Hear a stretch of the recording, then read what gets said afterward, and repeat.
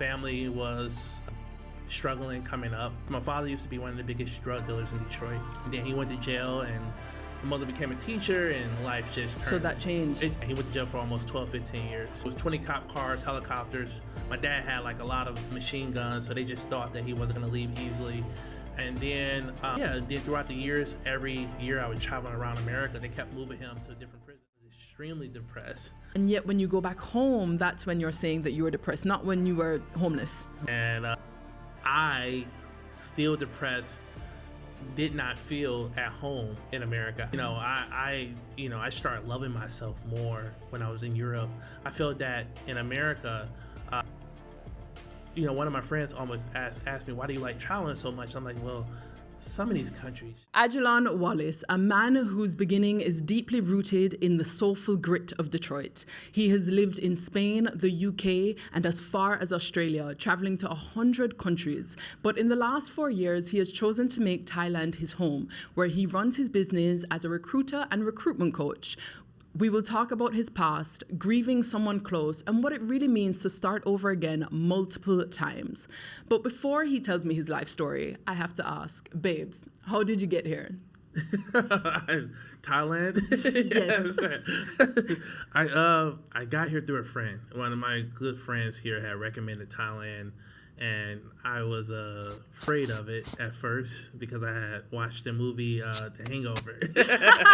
And I was like, I don't want to go to Bangkok. And I came to Thailand. I fell in love with it. It was just a beautiful country, beautiful people, and most importantly, of course, great value for my money at the time, as I was living in America before I came over. So when was the first time that you arrived here? I came here about 4 years ago, came to Bangkok, stayed in downtown Bangkok and Ekam area, and I was living in this luxury apartment, and it felt like people always compare Bangkok to New York. Okay, babes, real talk, tantrums do not look fun. But what if I told you that they don't have to take over your house?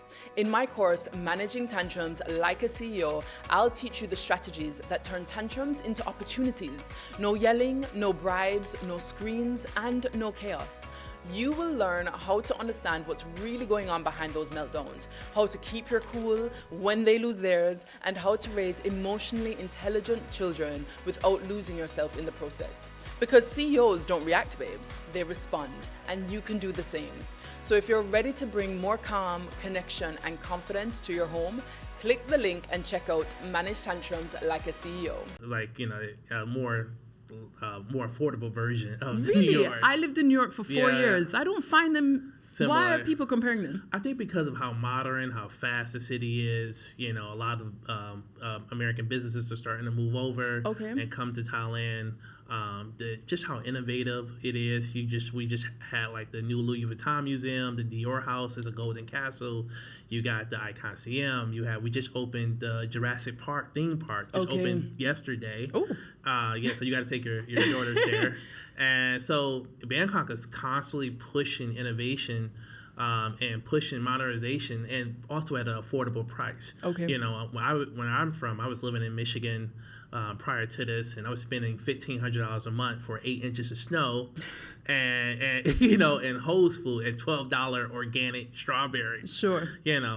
Because in America, if you put organic on it, you got to pay $12 or $20 for it. So coming to Thailand, it was just a fresh perspective. Everything was fresh. Food was fresh. I just love the atmosphere. Most importantly, I felt more free. When you came 4 years ago, did you know that you were moving here, or were you visiting at the time? I was visiting at the time. I was in love at the time. I got a couple different love stories, but I was in love with a Brazilian woman. So I came my first year, and my second year, I moved back to Brazil for her. And turns out she wasn't ready for something serious. Okay. So I came right back to Thailand, and then I just fell in love with being here more and more. It just made more sense. When you first step off the plane in Bangkok, can you tell me what you're smelling, hearing, seeing? I'm seeing a lot of Europeans. I'm seeing a lot of Russians, a lot of Indians, a very international, diverse range of people. I'm seeing it's a fast life, it's a fast city. But most importantly, convenience. You know, I think that coming from America, I'm from the Motown, Detroit, so car city, you know, Ford. So you can't get anywhere from around Michigan without a car. And being able to have access to public transportation, your buses, your BTSs, for as little as 10, 20 baht, which is equivalent to 10, 20 cents. Okay. You know, I just never had, I guess, opportunities or convenience like that. I can walk outside my house and be at the mall within 2 minutes, you know. And funny enough, in America, going to the mall is like it's a treat. It's a luxury. We go to the mall weekly, monthly, but here it seems that people go to malls every day in Bangkok because there's over 100 malls in the city. Asia loves a mall. They love it. Love a mall. Just built a new one here, I think 2-3 months ago as well in Bangkok. So it's just, they're constantly building new malls as well. It's funny because I went to visit some family in Malaysia, and the first dinner, they're like, oh, we're going to the mall to eat. Yeah. And I'm like, I'm not eating at the mall. Like, who eats at the mall? Yeah, I'm not doing that. I'm expecting like some Anthony Bourdain, roadside. And they're like, no, this is what we do as a family. You go and eat at the mall. Yes. Whereas from the UK or an American perspective, I would never eat in a shopping center. Yeah. Not just that, the convenience of the malls. I did my meal prep. I had to, you know, so it was in America, of course, we have our grocery stores separate from malls. So it was just convenient to be able to go to the gourmet market or to get my groceries, and I would do my meal prep. There was a restaurant inside the gourmet market. They would cook my food for me for the whole week for as little as $15 and do all my meal prep for a week. So I would be able to shop, do my grocery shopping, and just also the convenience. There's cinemas in there, there's gyms, it's a one-stop shop. You can live at the mall. You can live at the mall, and especially if you have a family, just the convenience of being able to, tackle everyone's needs in a family. You know, the wife can go get her mani and pedi, get a massage. The kids can go upstairs to the play area. They have like a bouncing play area and sound like a M. Cordier. And then, for the guys, you can just walk around, grab coffee, go hold the bags, shop, hold the bags, do shopping. And it's just amazing. It's so convenient. Do you think that is the main pull for you being in Bangkok, the convenience and the value that you get out of your money? Yeah, that's one of it. That's one of them, yes. I feel more free here. What does that mean? When I was, prior to this, I lived in Australia for 5 years, and I was working 7 days a week. Okay. And, I got tired of trading my time for money, and I feel like when you're in a country where your money is, a third more, or you're able to, balance out your funds, you don't have to work as much. I found myself when I was working so much, I never had time to think.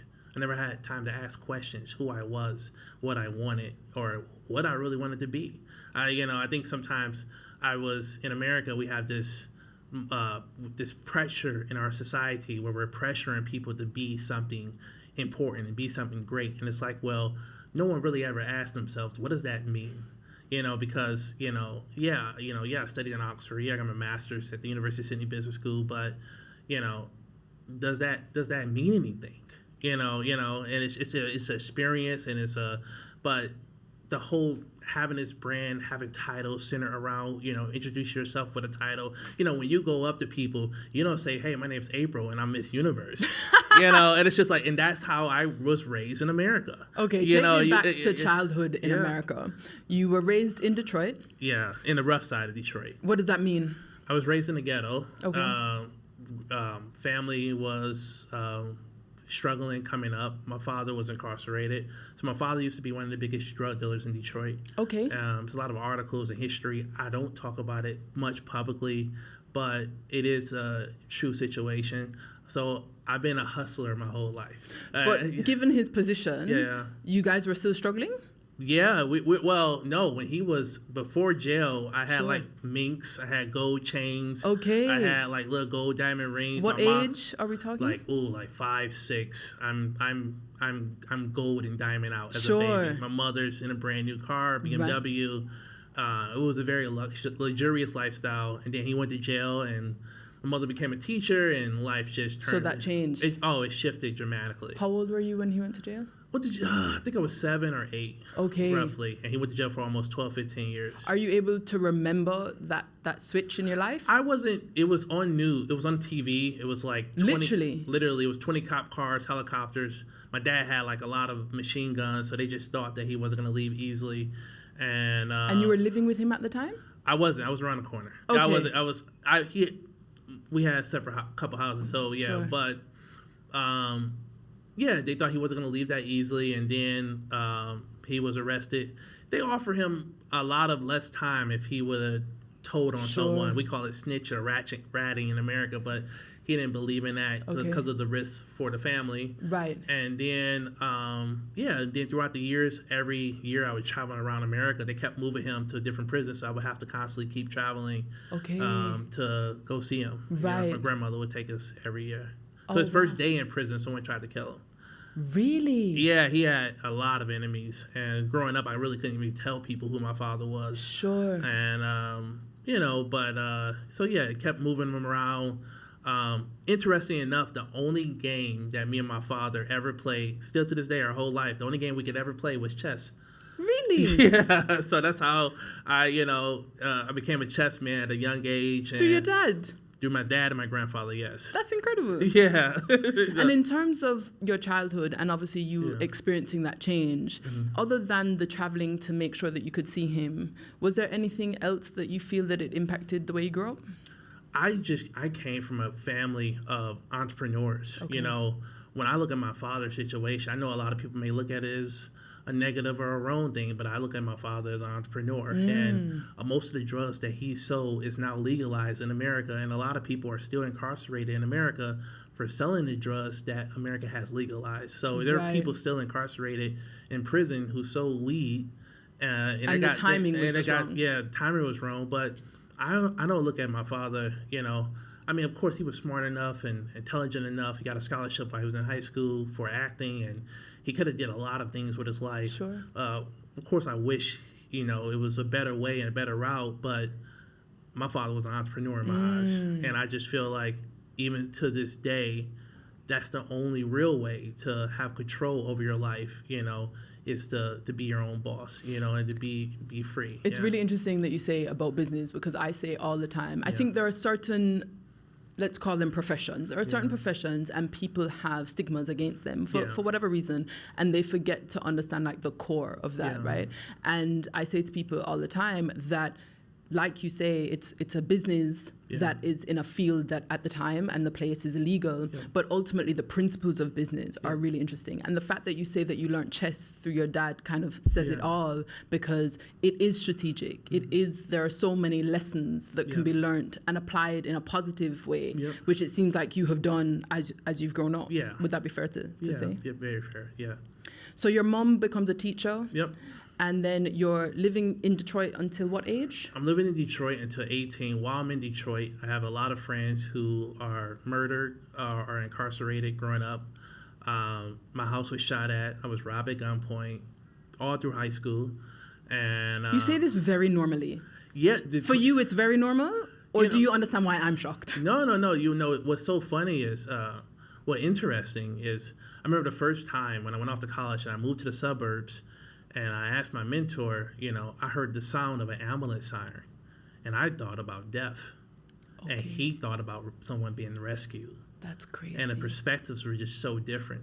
And I didn't realize how normal it was for me to just assume that someone was dying. Right. Because that's just the environment that I grew up in. So it gives you a whole different perspective at the end of the day. So it was normal hearing but I wasn't a gangster. I never point that out to people. I was a poet, you know, and I wrote a lot of poetry, and I performed a lot of, you know, I started writing more when my grandmother passed away.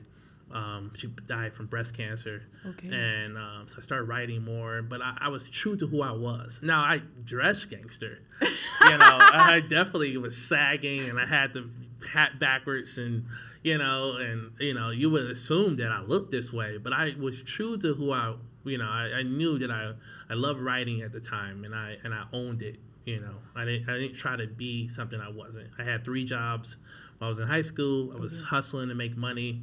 You know, I probably could have sold drugs and been great at it, but I was just okay with working 3 jobs and earning the right way out. Was it seeing your dad's path that influenced your reason not to get into drugs?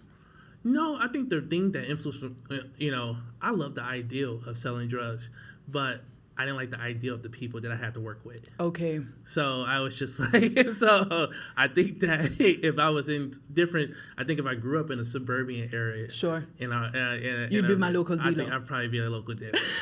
And, you know, but I think it was just an environment. I just looked at the people that I grew up around, and a lot of people don't think 10 steps ahead. A lot of people are, it's just what, and then as I got older, I started seeing most of the drug dealers in my neighborhood get jobs. Okay. So I started seeing them transition to careers. Sure. And it was like, whoa, it's not even worth it anymore. Or not, you know. And people start going legitimized and start, you know, getting into real estate. So that was an interesting thing growing up as well. Do you have a relationship with your dad now? It's not the close. We're not that close. We don't see eye to eye. But I did learn a lot from him. Funny enough, my father was released from prison, and this year he's graduating with his PhD in law. And, no. Yeah, and he's going to be a professor. He just got a job offer as a professor at a university. And that's incredible. Yeah, it is. So for you to, you know, it's just a true sign for a lot of people out there that, you know, it doesn't matter how old you are, you always can get a second chance. You can always start over. So, you know, I'm really happy and proud for him to make that transition and turn his life around. Sure. And, you know, he was practicing law for 8 years while he was in prison, so he knows it so well. But when you have a felony, you can't practice law. You can teach it, though. Okay. Yeah. And the relationship with your mom? Really close. My mom was you know, me and my mother, Sally, in the black community, growing up as a black child, my mom had to play both roles. So sadly enough, I didn't get much affection, or there wasn't enough empathy or emotional intelligence there growing up. My mom felt that she had to be hard because of the conditions that we grew up in. Okay. So I grew up in a community where if I got into a fight, you know, my mom would say, take your ass back out there and go whoop his ass. You know, versus, you know, parenting, you know, me when I have children in the future, it's like, well, why do I even need to fight? Okay. You know, like, you know, and... But in her mind, is she thinking, people are picking on my son, and my son needs to show that he can defend himself so that he's protected in the future? Yeah, she's thinking, like, you have to make an example out of someone so that person doesn't have to mess with you again. You got to be tough. You have to be hard. Right. And I was completely different. You know, I was a poet. You know, I was a lover. You know, I'm reciting poems in the ghetto. So, but I had to fight. I got into a lot of fights when I was younger. I was constantly angry as well when I was a kid. And I think that just comes from, like I said, my mom didn't give me the gentle parenting route. I got a lot of whoopings growing up from my grandmother and my mom. And I think, you know, when I look at the new generation today, from my community, the people who grew up with the whoopings, you know, they turned out okay. And I feel like the younger kids who didn't get disciplined, they turned out really bad. You know, they're very lazy. My grandparents are from the South, so... they came from Arkansas when they moved to Detroit. So I grew up, yes, sir, yes, ma'am. Sure. You know, every time I addressed the elder person, you know, when I saw them getting their groceries, I ran down the street to take their groceries in. I love the community I grew up in because a lot of people had a lot of old-fashioned traditions that you don't see anymore in today's communities at all. Yeah. Do you think that in your time, it was perhaps too far on the end of the spectrum, and now in these modern times, we've gone too far the opposite way, and we've lost some of that respect and discipline? Yeah, we definitely have lost that respect and discipline. And I mean, I'm still young. I'm a '90s baby, but the way I grew up, I just grew up with, you know, this level of manners and respect, and if someone in the neighborhood found out about it, I knew that I was going to be disciplined as well. And, you know, so I was always respectful. I was always, you know, making sure I spoke to someone when I went into their home, took my shoes off. I greeted them. I did whatever they asked of me as well, if they asked me to do something. So, yeah, but the sad thing is when you get older and you look at all your childhood friends and look at how, you get older and some of my childhood friends didn't make it. They didn't make it out the neighborhood. Okay. And some turned out to be completely different than what I thought they were. The ones that I thought was going to go to Harvard, Yale, they didn't go. They didn't make it. They got stuck in that environment. Okay. So they never even went off to college. They had a lot of kids, or they got stuck with the 9-to-5 jobs. Sure.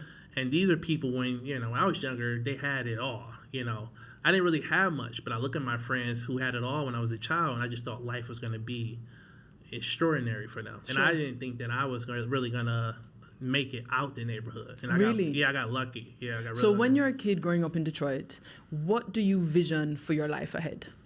Well, in Detroit, everyone visioned working at the plant, because, that's the dream in Michigan, because the plant is the big talk of school. Hey, go work at Ford, go work at Chrysler, make $40, $50 an hour. Okay. And then, I moved to, years later, I moved to the UK. I went off to college, and I started seeing people make $100 to $500 an hour. And talk to me how you end up in the UK.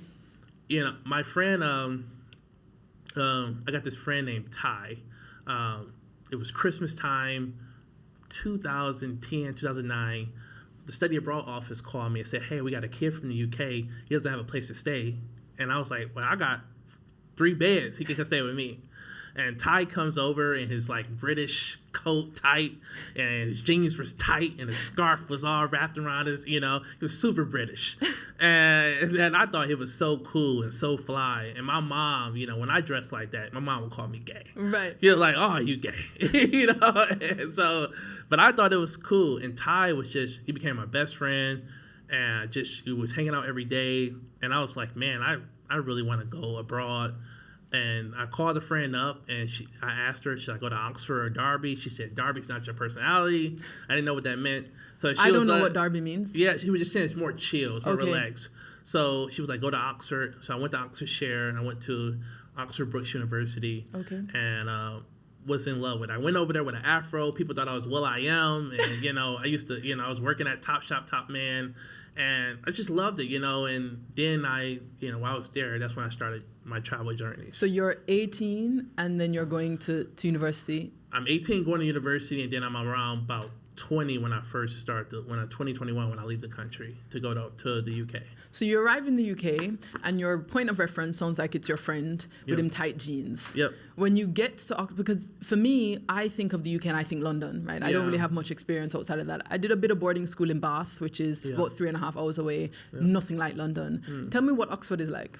Oxford was, oh my God, it was magical. Really? Well, I was still, when I went there, I think the Emma Watson, the Harry Potter person, Emma, she was still going to university, I think, at the time. Okay. And it was magical. A kid from the ghetto waking up to castles every day. It was just so much power and beauty in it. And because my mindset was just limited to what I saw. In my neighborhood, we saw an old school car. We saw the biggest house on the block in my neighborhood. But for me to wake up to castles, I started waking up to Bentleys, Ferraris. So my imagination and my goals and my dreams just started getting bigger. Because I've always been a person, if I could see it, why can't I have it? Right. And so it was, and then my circle of friends started to change. People were more touchy. Growing up in a neighborhood, it was less masculine for men. In America, we have this, when we hug, man, we put an elbow between our shoulders because, we say, no homo or no, or I don't want to be gay. And in the UK, it was a lot of hugging. It was a lot of touching. Really? People when I went to school, for me. Because I'm from Jamaica and I'm very tactile, right? Yeah. I hit people when I laugh. Yeah. I'm very touchy-feely. When I was at school in New York, a friend of mine, he's from California, and he goes, April, you're always touching me, but I like it, right? Yeah. And so when I come to the UK, I'm like, nobody interacts. Yeah. Again, it might be a London at versus the college level, Oxford.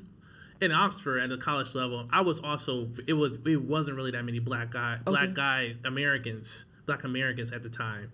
In Oxford, it was a lot of Nigerians and Ghanaians, and and then I love. I just. I love. I remember I first went to an Afrobeats club in the UK, and the first thing Nigerians should be like, "Where are you from?" And I'm like, "America," and they're like, "No, where are you really from?" And I'm like, "I don't know." And so, and that was an interesting question for me because I never really thought about the origins or the history of where I'm actually from. And I can understand sometimes why there is this little beef that Africans have with African Americans because of the arrogance of us not really knowing our history or who we are. Right. Even my name, my last name is Mac Little. That's a Scottish name. That's most likely was my ancestor's slave master owner's name. Right. So the origin of where my name really comes from and the history behind it as well. So it was a lot of interesting points when I was in the UK. It was amazing. How did your dreams change? You say that obviously the environment was very, very different, and now presumably you're not thinking about going to the plant. You're now thinking beyond that. How does that look? Well, yeah, I was when I first started traveling after Oxford. I brought a Euro pass, and I started traveling all around Europe. My first destination was Paris, and I met a guy named Eric Mano. He's like a senior architect at Microsoft. Okay. And this is like 2009, and I'm at a couch surfing picnic. Couch surfing is where people let you stay on the couch for free if people don't know. And it's like hundreds of people in Paris, and I tell people I'm from La Détoile, and Eric is drunk, and he's like, Grand Rapids, bro, and like from Michigan. He gives me a beer, and I start hearing his story. I'm 20 years old, and I'm like, what do you do? And he's like, man, I just travel the world, and I work remotely. And I didn't know what remote work was. This is like 2010, 2011. I didn't know no one was talking about digital nomads, remote working around this time. And I was like, I don't know what this guy does, but this is what I want to be. Because of the flexibility or the travel? I wanted to travel, and I just wanted to travel and make money online. So he gave me a book called The 4-Hour Work Week, and I finished it while I was on a train to the Czech Republic. I signed my name, and I left it on the train. And, and I was just like, and I just wrote it to the next person. I hope this book inspires you too. And I just left it there. And then all I could think about while I was traveling around Europe, I just started falling in love with so many countries I started going to, from Germany to Greece, Turkey. I started going to all these places. And I was just like, I'm not the same guy I was when I left America. And Are you wearing tight pants by this point? I was wearing the Latin pants. I had an African shirt on. I had my African bees. I was straight up hippie. And, this is like broke, young AJ. I'm super broke. I'm traveling around on couch surfing. Sometimes I didn't have places to stay. I recall sleeping on the beach in Nice because I couldn't afford hostels at the time. I know it sounds crazy, but it was one of the best experiences of my life. Really? And then I recall the time I went to Turkey. It was the first time a man kissed me on the face. Being from Detroit, I'm so masculine and bravado. This guy hugs and kisses me. I'm like, hold on, brother, hold on.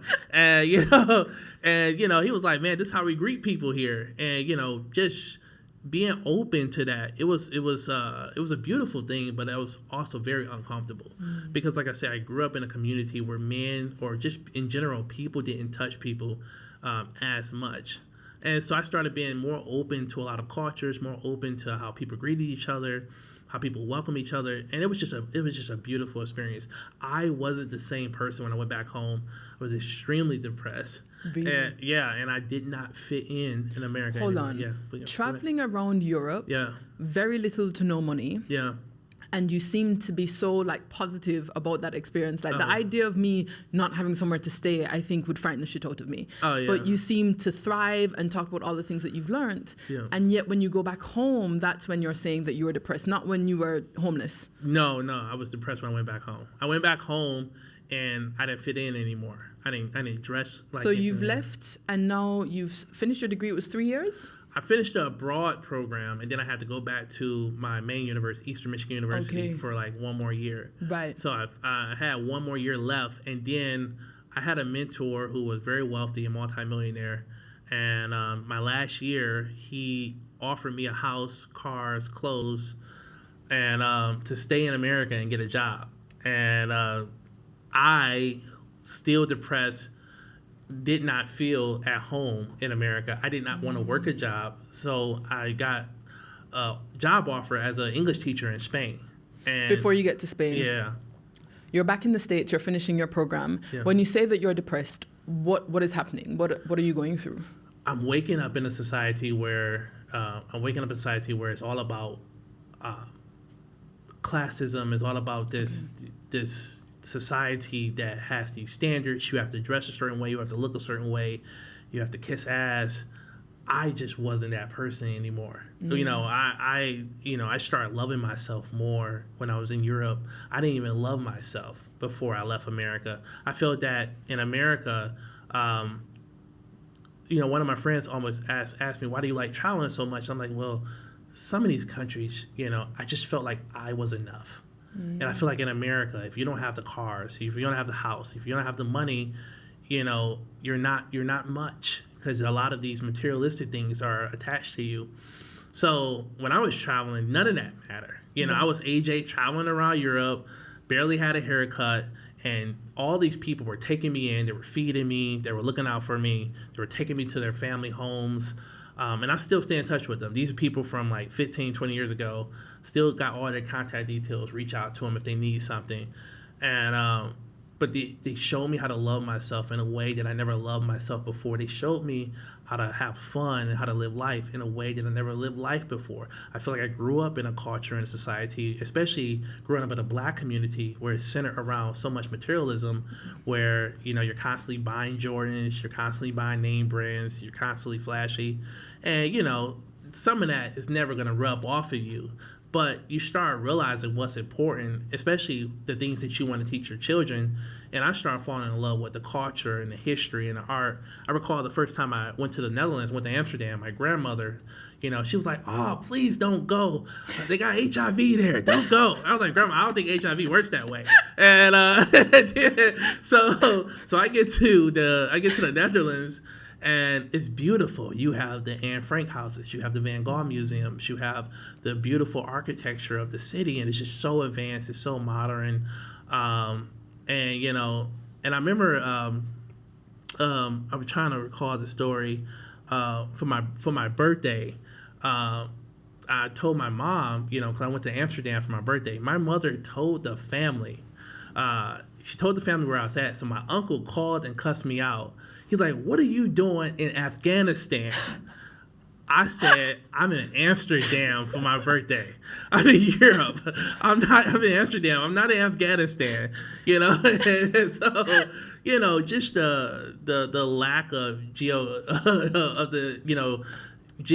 sure. History is just really bad in America. And a lot of Americans still to this day affiliate countries with bombing, and it's just like they're still afraid to come abroad. And I try to speak positive about my experience abroad, because I think that that's a real secret. We grew up hearing the rich travel and the rich can afford to do this. And I'm like, well, I don't know what rich they were talking about, because I am not, I'm not a millionaire, but you can live within your means. And I think that's the secret that a lot of Americans don't know. I'm seeing a lot of Americans right now retiring in America, and their Social Security is not able to keep up with inflation. They're barely able to afford to pay their bills, afford groceries.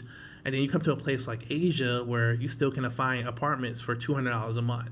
And it's just like, your money goes further. Yeah, your money goes further. Do you think that you would have been able to fall in love with yourself outside of Europe, or was it traveling? I'm trying to understand. Is it Europe, the destination, that did it for you, or just getting away from Detroit? I'm this kid from Detroit with Cartier glasses. We have these Cartiers. I got like an hour sign. I got chains on my neck. I got watches and diamonds. I'm this super materialistic kid. Right. And then I get to Europe and I'm completely naked. I mean, like I remember the first time I was in Czech Republic in Prague, and a woman, she walked in a room on me while I was naked, and because she never saw a Black person before. It wasn't sexual. She was just curious. And she was just like, oh, wow, that's your real skin. And and she thought it was beautiful, and it was just, and then I didn't have to I didn't have to look a certain way. Right. I didn't have to come with the accolades. I didn't have to come with the titles. I was just AJ traveling around Europe. And people were friendly. They were beautiful.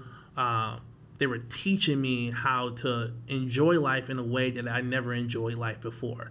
I mean, just being able to, I always felt that in order to have fun in America, you have to spend money. And often while I was traveling around Europe, you know, I'm in Greece, my couchsurfing hosts were just taking me to the beach for the weekend and, you know, just pushing me in the water, teaching me how, you know, like how you can swim? No, I'm very black, very black. Do not depend on me at all to save you. So that was just a beautiful thing. I mean, those lessons, you know, I learned so much during my time while I was in Europe. I remember even my friend, the relationship he had with his mother, him and his mother, his name is Taylor, he lives in London. But I remember the first time I saw him and his mother, they were smoking weed together. They're white. They're white. And, you know, their mom was like, AJ, my kids can tell me anything. And I don't judge them. I know everything about them. All these parents don't know anything about their children. And I was like, oh, man, that's beautiful. I never really had a relationship like that with my mother. You know, I never really been able to talk to her about everything. Even like, you know, as far as sex education, we never talked about that in a black home, right. You know, really. So when you move back to Detroit and you've had all of these experiences and you've seen all of these things, you've seen relationships, how they can differ, how does your relationship with your mom shift? It started to shift when I was in college. Okay. I started opening up more. I started to express myself more deeply. I started being more honest, more blunt, you know, telling her about my dating life, how I feel. I was sharing a lot of emotions with her because I no longer lived in that community. Right. I didn't have to have this shell over me, you know, anymore as well. And it shifted. We became really strong. We have more of a brother and sister relationship now. Like, we're really close now. Because my grandmother my mom had me at a young age. My grandmother raised me until I was like the age of 5. Okay. While my mother was still working. Yeah. And so when do you make the move to Australia? I make the move. I'm in college. Let me just drink water. I'm in college. When I come back from the UK, my mentors asked me, AJ, what do you want to do after school? And I was like, I think I want to get a master's degree. And I believe his name was Adam or Matthew. He was like, have you ever thought about Australia? I was like, hell no. And I was like, I said that, I'm like, hell no. I'm like, sharks and kangaroos. There ain't no place for a black person. And I'm like, what black? I don't even know no black people in Australia. And, you know, and I was just like, no way I'm going to get accepted. I applied to 3 universities there. And while I'm in Spain, I'm just finishing my first year in Guadalajara and Toledo. I had another job offer in Madrid. And then I got my acceptance letter for the University of Sydney Business School. Okay. I was like, whoa, wait a minute. Why was he recommending Australia? He used to work for a company at the time, and, you know, that he used to help Americans go to universities abroad. Okay. So it randomly came up. I think he knew how much I loved my experience abroad in England and how much I was just in love with traveling. I did not see it. I did not get it. I did not understand it. And that's why sometimes I think the universe directs you into a certain direction.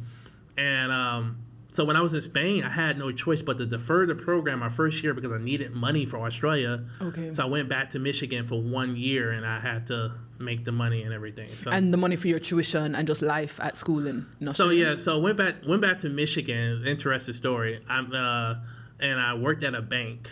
And when I went back to Michigan, I told myself that I'm just gonna work and get out of here. Sadly enough, you know, won't say sadly, but I fell in love with a woman, and you know, also at the time, the bank that I was working at was like the lowest producing bank in Michigan, and I met more millionaires, and I turned the bank around to the #1 bank in Ann Arbor district area. At the time, I was there, so.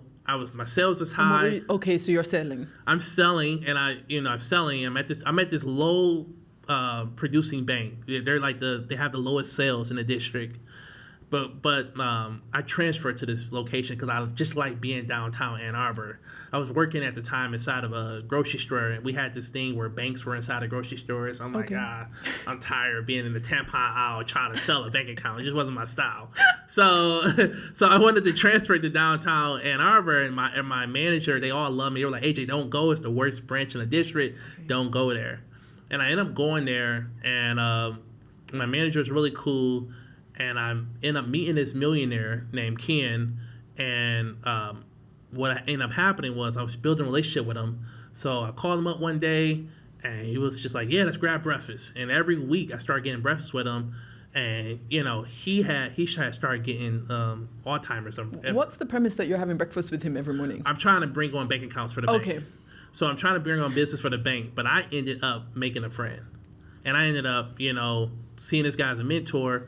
And as he was starting to lose his memory, because he was in his 80s already, the only thing that he could remember was his travel stories. Now, while I'm talking to Ken every week, I'm in a relationship. With the love of my life at the time. And I'm looking at someone in their 80s who's losing it all. He can't remember anything, but he can remember every detail from when he was in, Argentina, or the car he drove in Peru, the socks, the clothes he wore. He can remember every detail. And I'm like, oh my God, man, those memories are just amazing. And I'm still young, and I'm in love with this woman, but she's diagnosed with depression, and it's just a lot going on her end. How old are you at this point? I'm 24, 25. Okay. I ended up with Ken. I ended up closing a couple $1 million deals with him, making my branch #1 in the district. So I got the money that I needed for Australia, and I had to decide on leaving. At the time, my maturity just wasn't there, and I left to go to Australia. And then, sadly enough, a few years later, that my girlfriend, she committed suicide, and my ex-girlfriend, she committed suicide, and that hit me in a wrong way because I just felt like I just up and left. But you're with her. She knows that your plan is to get the money to go to Australia? She knew about it, but she didn't think that I was going to go through with it. Okay. So she's under the impression that this is the relationship of her lifetime. Yeah, but I was just like, I don't want to, Ann Arbor, the life in Ann Arbor was just you work and you go to the bar, you drink, and you go to, Kmart or Target, and that's the life. And I'm like, that's not really my personality. My personality was just too big to just be in a small city for the rest of my life, especially with everything that I've experienced. I just couldn't see myself, at the time. And was there ever consideration that you guys would do a long distance relationship? I didn't feel the time zones. It was just, it was a 24-hour time difference. It was so far away, and I'm still a broke college kid. I made enough for Australia. So I thought it was best to end things. I didn't really give it a try. I think if I could go back, I would have probably did it a little different. Okay. But when I got to Australia, I'm kind of glad that I didn't pursue it because I was very attractive in Australia. I didn't know that I would be that much in demand when I got there. It wasn't that many Black Americans at the time in Australia. So you don't feel that your relationship would have worked anyway? I don't feel that it would have worked because I was so young, and at the time, no. And how long after you had moved did she choose to take her life? After about 4 or 5 years, kind of right after the whole COVID situation. Okay. Do you think that exacerbated her depression? I think that, and I also think that the fact that, when we were together, we were with each other every day. Okay. She moved out of her house because of me, she was dependent upon me. At the time, I wasn't educated about dating someone with depression. So, Did you know she had depression when you were dating? I knew. She didn't tell me till after 3 months into the relationship. Okay. I didn't know how serious it was. I didn't know that she was suicidal in high school. I did not know that she was heavily medicated. Okay. I didn't know that she was seeing a therapist twice a week. I didn't know how serious it was. I also didn't know that her parents were somewhat in control of the medication she was taking as well. Okay. So it was a lot to it. And I'm young. I think 24, you're still a baby, so I'm young. I don't really know what's going on. I don't know how to cater to her when she's in trouble. And we were just young. We were just having fun, dating each other. And at the time, like I said, I think I should have handled that situation a lot more better on a friendship note. I think the way we ended things, she didn't want to stay in touch because she didn't want to see my face. Okay. And I wish I would have handled it a little bit more better. Yeah. So in Australia, you are there for 5 years for your master's program. Yep. And then you stay to work. Yeah, I'm in there for 5 years. It's 100 international students. I always tell people that I graduated top of my class. And I think sometimes people think that, oh, he graduated with the best grades. I graduated with the most connections. Okay. Out of 100 students, international students in the program, I was the only student to get sponsored and stay in the country. So a lot of, so I brag about that because I see all these international students that come to America, they go to Australia, they go to the UK, and they always have to return back to their homes. When I got to Australia, I was working. I was working under the table, over the table, side of the table. I was working. And I was networking. So by the time I graduated, I still graduated with honors. But even the people who were straight A's, they couldn't even get sponsored. Okay. So I got sponsored by a company. I got a visa. I got a high salary as well, higher salary than most of my friends. So I think I'm starting off at $100K, fresh out of uni. And compared to, they were starting off with $50,000, working at like Deloitte and EY, working 100 hours a week. Right. So I'm always the one buying the beers. And but the thing about it, when I wanted to stay, my friend was in the house one day, and he was I didn't know what I wanted to do, and he was like, "Hey man, you should be a recruiter." And I was like, "Well, what is a recruiter?" I didn't know what it was. Looked it up. And I had my interview in Australia, and I remember my managers, with the first day they interviewed me, they were like, "Man, why should we hire you?" I was like, "Cause I'm sexy as fuck." And they laughed, and I think it was the first time that they laughed in the interview because everyone is so serious. Okay. And they just liked my personality. They was like, "Yeah, we need this guy in the office." And, because everyone was just, so, "Hey, sir, yes," tight tie and everything. I'm like, "Oh, come on, just relax."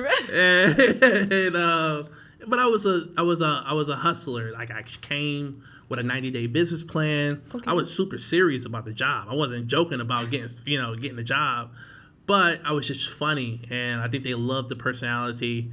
I stayed there for 2 years, went to another company because it was paying more money. Okay. And then I was starting to lose hair. I was going bald. I was stressed. Okay. And I decided that it was just time to work for myself at the time. Tell me a bit about life in Australia. Your initial impression was sharks, wildlife. What is it like when you get there? Oh it was beautiful. Super. I mean, I could think about how expensive it was, but it was super expensive. But I was making really good money, and I was suit and tied every day. Very corporate.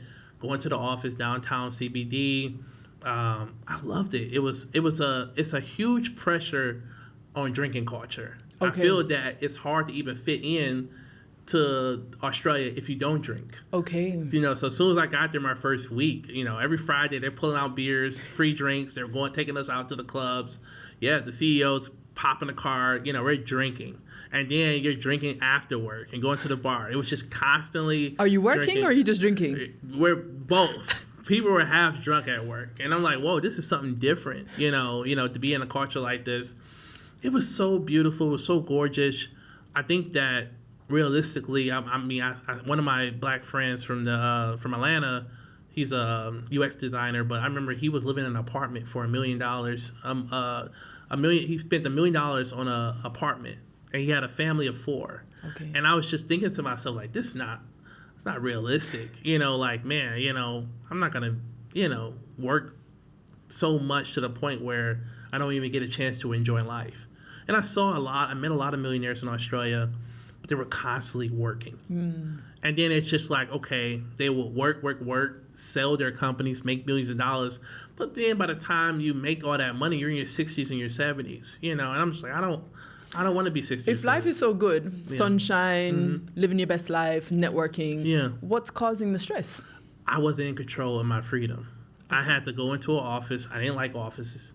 I claustrophobic almost being in an office. So I like open space environments. I didn't like the meetings. I didn't like the whole suit and ties anymore. I missed that young kid in me who was traveling around the world. And also, if not now, when? I just feel like I had to take a chance on myself. I had job offers if it didn't work out, but I had to go take a chance. I was super serious about going to work for myself. And what I was doing was it's kind of like real estate. You could just do it yourself. So I was like, I got to take a chance. So I moved back to America crying. And, I sold everything. We moved back to America to start my agency at the time to work for myself. And this is recruitment agency? Yeah, I started my recruitment agency. But I needed income before I started. When I started it, so I was working went back to the bank.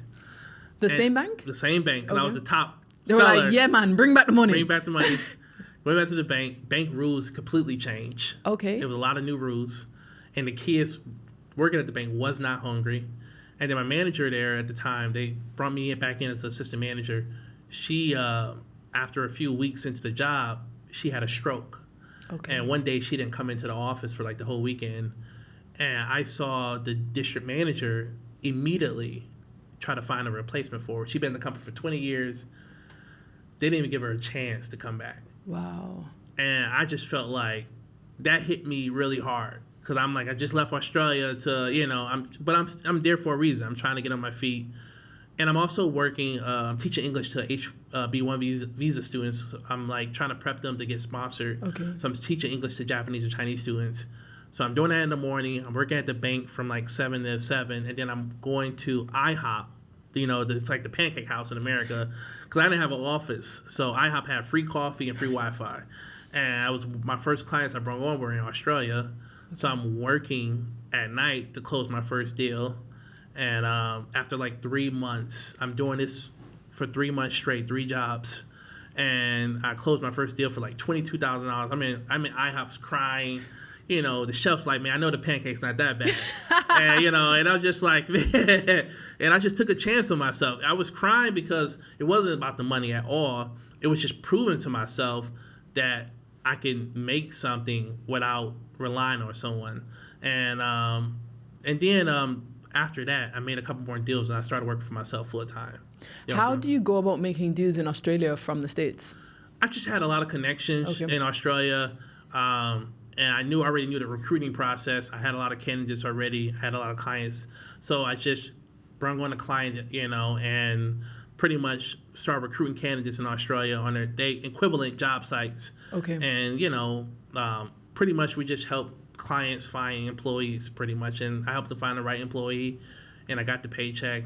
And then after that, this was during COVID. And then when I started making money, my friend had told me to come to the Dominican Republic. And that's why I full-time started becoming a nomad again. So you lived in Dominican Republic before Thailand? I lived after leaving Australia. I went back to America for 2 years because I was stuck in America during COVID. Right. And then after that, I moved to South America and then went to Asia. Yeah, Europe and Asia. Yeah. Is this home? No, it's not home. It's not. It's right now. I think right now. I think that I like places for timelines in my life because I don't have a family just yet, but I think if I have a family, I don't know if Bangkok is going to be the location for a family. Oh, really? Why? It's just too busy for a family. It's just overpopulated. The trains are at full capacity. It's extremely hot. The air pollution, traffic is just too long. And, I like convenience for when I have a family. I like, I definitely going to get a nanny. I'm telling you that right now. I'm going to have 2 nannies. But I just want convenience for when I have a family. So I'm looking at locations like Malaysia. I'm looking at locations like maybe the Philippines as well, or Brazil. I love Brazil, so I love being around. I just love being around people that look like me more. So I don't know. I don't know where that is going to take me. I'm still young. I'm only 35. So, I don't know where that's going to take me. Are you dating? I'm dating. I'm in a relationship right now with a Filipino woman. I've been in a relationship for the last 2 years. You met here in Thailand? We met on the online dating app called OkCupid. We talked for 4 months, and I think that's like been a more healthier way for me to really have a deeper connection with someone. Everything is so fast here. Before talking online, here like going on Tinder, you can meet someone within 10 minutes or an hour. And I love the fact that me and her talked for 4 months and we got to know each other. But now we're at a stage right now where, like I said, I'm thinking more so about having a family in the future. So now I got to ask more important and tough questions. I feel like everyone who lives here, who has dated or got married, everyone meets everyone online. Yeah. Is that the thing in Bangkok? No one meets people in person anymore? Asian men are not approaching women here. What do you mean? They're not. That's just not culturally a thing that they do. They don't, like in America. So when I was single and I would approach women, that would just be like, whoa, huh? I'm like, yeah, hey, I like you. Coffee tomorrow. And that's considered too forward, aggressive. How is that received? No, it's considered rare. Okay. Because it's not done. It's just not. It's something people don't do. So without online dating, do we know what was happening? I think I think online dating creates this barrier and this level of confidence that you can have, because people are not able to see what you look like when you first wake up in the morning, and I think, and also it gives you a chance. I feel like online dating gives you a chance. If you're not the most confident, it gives you the chance to win someone over with your personality as well. But I think that it depends on your locations and where you're looking at and what you're looking for as well. For me, with the lifestyle that I have, I had to realize much sooner that I need a partner that can move around with me. Okay. And I need a partner that can work online and is open to traveling the world with me, because I cannot stop. And that scares me as well. It's a beautiful thing, but it's a scary thing as well, because it's like, well, do you really want to have a family? Or if you have a family, they just gotta come with me too. So you don't visualize ever settling anywhere? I cannot see myself. I've been looking at purchasing a house for the last 2 years. Okay. And I don't even know where to buy it. Like, I'm ready, I got the capital and everything, but I don't even know where to even put the house. Are you running away from something? I don't think I'm running away from something. I think I'm just, I just find home in the communities that I live in, and I just feel that I don't know. I just fear that life is so short, and I think we as human beings take it for granted, and I feel that it's extremely arrogant for a lot of people who wake up every day and say, I have next week, I have tomorrow, I have 6 months, I have a year. And I'm like, you're crazy and you're lying to yourself. If you're telling yourself that when you wake up, when I just saw like 20 of my high school friends die last year, and they were working at McDonald's, they were working at Best Buy, they were working at these, they were not fulfilling their passion, they didn't do what they love, they didn't find love, they didn't have true friendships, true relationships. Life is too short to be lying to yourself, especially when it comes to the things that you want to do. I don't really care about how you feel about on the outside or the inside, but what do you want to do before that clock ticks? And crazy enough, even to this day, like with my mom, I'd be trying to talk to her about like I was trying to had a conversation with my mom. I was trying to ask her like, hey mom, what coffin you looking for? Where you want me to bury you? She's like, what the fuck, you want me to die? So my mom hates talking about death. Okay. The black family hates talking about death. Why do you like talking about it? I look at my my suburban friends who are prepared for everything. I'm like, I'm not prepared for anything. I've spoken about it with my dad at length. I think I like having a plan. I like knowing that it is inevitable. And although my dad's my favorite person and you don't want to recognize when that time comes, I know that I'll be such an emotional wreck that I need to kind of know the plan so I can go into autopilot. But a lot of people are really uncomfortable talking about death. Uncomfortable and financially not prepared for it as well.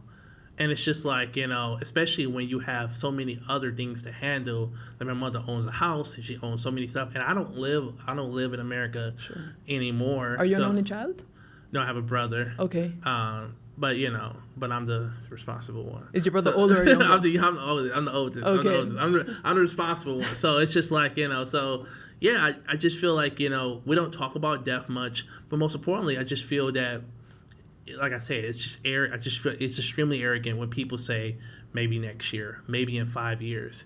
And I'm like, life just don't work. Life don't work that way. You can't tell life when you're ready, because when your time is up, your time is up. And I think that's why I move around so much. I feel like I still haven't even seen, I think I still got things on my bucket list. I just got so much on my list. Where do you want to go? Where do you want to see? Still haven't been in Norway. What the hell is in Norway? I don't know.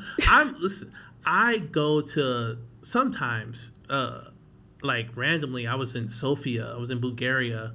I just go to remote areas and turn the internet off. Sometimes I'm traveling and people don't even know where I'm at. Okay. And, I just like to get away, and I love immersing myself into the culture. So I like living. I'm not a hotel guy. I want to live in an Airbnb. I want to live in like a local. I want to walk to the corner store, go to the grocery store. I want to immerse myself there to see if I can really see myself living here. And I just like those hidden gems. Like I love Vienna. I love Austria. I just, it's not something to brag about, but it's the place that Hitler wanted to retire. It's so beautiful. I'm not bragging about that, but I'm just saying, this guy was a gangster, evil guy, and he wanted to retire in this beautiful, beautiful country. So it's so many gems and places out there and these cities that I go to, they take you into places or put you in a mindset that you've never really been in. And what I love so much, I think the greatest gift and the most beautiful thing about traveling is that you can reinvent yourself. You can be anybody you want to be. And I think people don't understand the power of that, because right now, whoever you are, and you don't like your situation, you don't like your friends, you don't like your job, you can start over. You can have a new name, you can have a new life, you can have new friends. And I think that's what I love so much about traveling. When I go to Paris, I'm Henri, And when I go to Italy, I'm Rocco. So I just like starting over. Who is AJ in Bangkok? Man, I'm just AJ. I think I'm AJ here, and I'm the kid that enjoys. I enjoy my freedom. I enjoy that I'm at peace here as well. Especially when I have to speak to my family back home and look at some of the things that they struggle with. Like my mom called me during Christmas time and said her electricity bill was $600 because of wintertime. And I'm like, oh, mine was $30, mama. It's $30 or compared to a $5 water bill. But I just love the culture here, and I love the community. I love as well. What I love so much about Asia, there's so many free things to do. When you walk into like the Icon CM or the Louis Vuitton Museum, you would think that would be like in Miami, hands down, that would be $100, $200. Yeah, I went to a museum yesterday. Yeah. It's a children's discovery museum. Yep. And I was asking how much is it, because I was confused. And the lady was like, no, it's free. I was like, free. Oh, really? Yes. Yeah. And that's when I was a child growing up, we growing up poor, we went to a lot of buffets. So we went to Golden Corrals or, or the Olive Garden. That was like a gift, or that's the one thing we did as a family growing up. But it's crazy, and it's a beautiful thing in Asia where you can just take your kids. Like, hey, kids, okay, we're going to do an activity day. We're going to take a 10-baht, train ride to the museum. And then we're going to go to the food court and get a full meal for $2.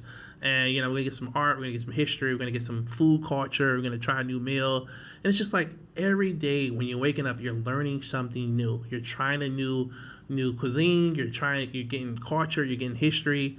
You're at a point where you're not going to stop learning or stop growing. And I just feel like in America, we don't really, in certain cities, we don't really have access to that level of innovation, or, because that's everything's centered around money. So it's just feel like people are not even going out because you got to spend money as soon as you walk outside the house. It doesn't sound like you'll ever return to the States to live. Is that fair to say? No. I would never. never, just grandma. The only reason I'm going back right now is because my mother and my grandmother's alive. That's the only reason I go back to America. Okay. You know, after their passing, most likely won't be returning back. I don't really believe in, I believe in homeschooling for my children. Okay. So I'm a strong believer in that. I don't want my kids to go to school. They could go off to college, but but I think mostly while raising them, when I do have children, they're going to be homeschooled. Why? For the most thing. I just believe in, one, I mean, I spent so many years in school, and two, a lot of things that I've learned I've never used. I have all this debt, and I'm just like, one, it doesn't make sense for a child to go to a school in America and spend $60,000 or $100,000 on education and not have a guaranteed job. It's like the biggest hustle, the biggest scam, the biggest, I wish that I was a part of that that industry. But it's like the biggest hustle ever. It's like to tell a child to go spend $60,000, $70,000 on a career, and they don't even have access to a job when they graduate. A lot of stuff is just not needed. I believe that I want my children to be more innovative focused, more business focused, more language focused. I don't feel that America is going to be the number one dominant economy or country to live in or work in the future. I think places like China, I think places like Japan, places like Brazil are going to be number one locations. Okay. So I think that it's going to be important for your children to be trilingual. I think bilingual is going to be less. Like it's not even going to be you're bilingual. But already most people speak more. Being monolingual is the minority, right? And it's funny that you say that, because when I was pregnant, I was like, I need bilingual children. Yeah. And I chose French. So I only speak French to my kids. Yeah. My brain is forever tired. Mm-hmm. But I also think that more than even just language ability, I think it shapes the way you see the world. Yeah. Someone I met, her mom is French and her dad is British, and she said that she has different personas when she's speaking a different language. Yeah. Her French self is more assertive than her British self. And I find that it's really interesting how just the way we speak can change our personalities or how we perceive ourselves. Have you picked up any Thai while you're here? No, horrible at it. Horrible. I'm in classes, and I'd be struggling with my teacher. And my teacher has this broke camera, so I barely can hear her on her microphone. And I'm horrible at it. I was good at picking up Spanish and picking up French at the time, but I just think it's a beautiful thing, and I think it's going to be important for our children's future. I do want my kids to still have access. I think passport access is going to be the most important thing, so I do, but if I could start over again, if I can tell my younger self, I think that I would have went to school in Germany or France. Why? For someone like me that loves traveling so much, and also I can't stay still, I think that having passport accessibility would have been an advantage for me. I'm limited sometimes to the countries I go to if I don't have a visa or sponsorship. With an American passport? Yeah, I'm limited to a lot of jobs in America unless I have sponsorship opportunities for these jobs. So in France, when you go to school for 2 years, you're eligible for citizenship. I didn't know that. Yeah, if you also have to do a level B testing, but that's the basic skill level. Okay. So if I was younger at 18, if I could do it all over again, I would have went to school in France or Germany. I would have did my 2 to 4 years, did my bachelor's degree, applied for citizenship, and got a European passport, and then my American passport on top of that. Then I probably would have went to get my master's in Germany or Australia or somewhere in South America, or maybe Portugal to try to get a third one. Because after 5 years you can get your citizenship, you get a passport in Portugal as well. I would have focused on getting more passports at a younger age, just to have that freedom to now that I know that I want to travel and work, I can go to these countries and work full time as well. I don't have to worry about the whole visa situation. Because a lot of companies still to this day, when it comes to sponsorship, they're still going to take as many citizens over the foreigners as much as possible. But I think I would have just went about it a different route. Or Has your mom visited you here in Thailand? Not yet. My mom hasn't visited me. Nope, she's afraid to get on the planes. Okay. So I'm trying to get her over next year. She doesn't get it though. A lot of families still don't get it. What do you mean? Like they see me here, they see my lifestyle. One, they think I'm rich, and two, they don't really get the whole, you know. I feel that it's a cheat code living here, and I feel that when people back home are waking up to their lifestyles, they're waking up to their, you know, I was there in America. I had to wake up at 4 a.m. I had to get ready for work. I had to go eat breakfast, spend coffee, spend 30, 40 minutes in traffic, be at the office at 8 hours, spend another 2 trying to get home, and then you're getting home, watching TV, and you're going to sleep. You're not taking care of your health. You're not able to go out. You can barely keep up with bills. And it's just like, it's a cheat code because it's just like, you don't have to live that way here. Does your mom think that your life in Thailand is the same as your life in America? No, she doesn't really get, like, a lot of people don't get it. They see it, but they don't get it. It's like a secret. It's like you're living in the Matrix. You know, it's just like a secret. Like they're seeing this lifestyle, but they just don't get how, you know, like there's people in America right now, you know, getting their Social Security check for $3,000, but they're spending $2,000 a month on rent, $500 on groceries, and their penny pension, and it's just like that $3,000 you can come over here and spend $300 a month on rent, you know, and have savings, you know. So do you think it's that they can't understand how your lifestyle could be a lot more affordable here, or is there a misconception about living in Thailand? It's a misconception about living in Thailand, but I don't think they understand the affordability. But I think the most important thing that they don't get is that they can be free more. Maybe they don't want the freedom. Well, Harriet Tubman, she once said, you know, I freed 1,000 slaves. I could have freed 1,000 more if only they knew they were slaves. Can you imagine Harriet Tubman going to the cotton picking fields and saying, "Yo, let's go," and the slaves are like, "What do you mean? We good? You good?" And then what happens? COVID comes, and people who have been in these jobs for 10, 20 years just get let go like that. And now they're like, I don't have nowhere to go. I don't have nowhere to do. I have a family. I got 4 kids. I don't know what to do. And it's like, well, why would you let someone have that much control and power over your life and over your family life? But do you think that you would have been able to have the same courage to pack up and leave had you had a family and responsibilities? Because working in Thailand, from my understanding, it's not easy to necessarily just get a job as a foreigner. Yeah. And so I appreciate the freedom. Yeah. However, I do think that age and stage in life has to come a part of the conversation, right? Because if I'm at home, wherever home is, and I have to feed my family and I have these responsibilities, I can't necessarily take a gamble on couch surfing. No. I'm not saying take a gamble now. That was young AJ. But there are a lot of families that are starting to move over abroad. But I think that when you're stuck in a job for 5-10 years, you know, I was just telling my friend when I was working in Australia, I was working 80 hours a week. I didn't have time to think.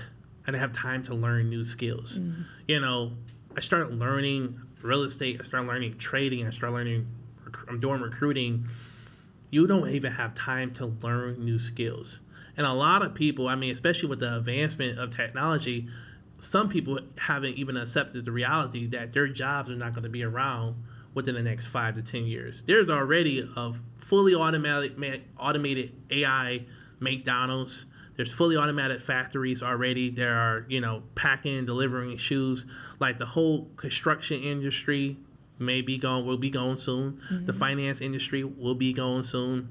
So it's just a matter of, okay, yeah, I know some things, it may sound far-stretched to some people, but there also is a huge reality that you're going to have to do something no matter what. You know, like you're just going to sit around and wait, you know, because, you know, I would not want us to go. I do think that we may go into a universal income. Okay. But a universal income is not going to be good because a universal income is going to cover bills, healthcare, and food. It's not gonna cover that flight to Paris. Sure. That flight to Germany. But we could head into a future of a universal income with the advancement of AI taking over so many jobs. It's scary, the reality that, if you don't face this reality of leaving your situation now, you're going to be in a situation where you have no choice eventually. And you don't want to be in that situation. Is there anything about living in Thailand that you just can't get your head around? Like for me, I understand why we can't put toilet paper in the toilet, but it really bothers me. Every place I've stayed at, I don't know if this is a Thai thing, but there's no hot water in the sink in the kitchen. It's always just one way. I don't understand how I'm supposed to wash dishes and steam the pot. I have to boil the kettle and pour it in. I'm just wondering, as someone who's lived here for 4 years, are there any things where you're just like, this is strange? I haven't really... Or you don't cook? Because I feel like nobody out here is cooking. That's why you don't notice the hot water. I'm not cooking. I'm definitely eating a lot of takeout. Okay. It's good and it's bad. One thing I would say is, it's too convenient. Let's say that. And that's a bad thing as well. I know it's something, it sounds like I'm bragging about it, but sometimes it could be a bad thing because you can walk outside your house and get a $5 massage. You can have food delivered. You can have your clothes washed, pressed, ironed, and delivered to your house. Loving the laundry. Yeah, it's too convenient to the point where you become this lazy human being, and it's like, well, I don't have to do anything. So, I think it's, I do miss having to do things on your own a little bit in America. How has Thailand changed you? I'm more calm. I'm more patient because Thai people are slow sometimes, so I used to be in America, I used to be super fast, and I used to eat really fast. I used to, sometimes even still talk fast, but it calms you down, when you're interacting with a lot of people here in the community here, so also life doesn't move as fast. I felt like in America, Monday would turn into Friday. And I'm just like, but I feel younger. I feel that I look younger. I feel like I was looking 41 when I was in Detroit. I was like, whoa. Someone called me Bill Cosby. I was like, no. I feel energetic. I feel good. It's sunny here every day. It's beautiful. But I just feel that time is on my side. Like I just feel that I slowed down the clock. Because when I wake up, I get to control how my day looks, and I'm not too overwhelmed about my day. I used to feel like before this podcast, you kept saying, I'm on my way, I'm like, just take your time.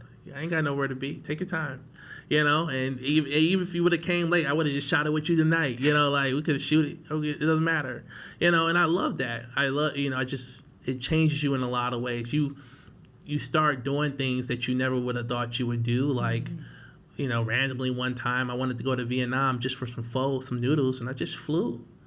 Just took a flight to Hanoi. Yeah, flying within Asia is amazing. Yeah, it's great. It's $50 flight, and it's just like, I'm just going to get a bowl of noodles and come right back. It's just like, and it sounds like you're in a movie or something sometimes, the things you do here, and it's just like, I was just chilling with a tiger yesterday. And I really, it's just like, yeah. Are you one of these people that are funding this industry of picture taking with tigers? I'm not funding this industry with no picture taking of tigers. But they say that the tigers are not drugged. But I read this in the back of every taxi in Phuket, and I'm like, what is going on? And they claim that don't worry, they've just been used to humans. But I love the elephants. Those are my guys. If your life was a postcard, what would the picture look like? I think it would be an endless road. Yeah, just endless. Never stopping.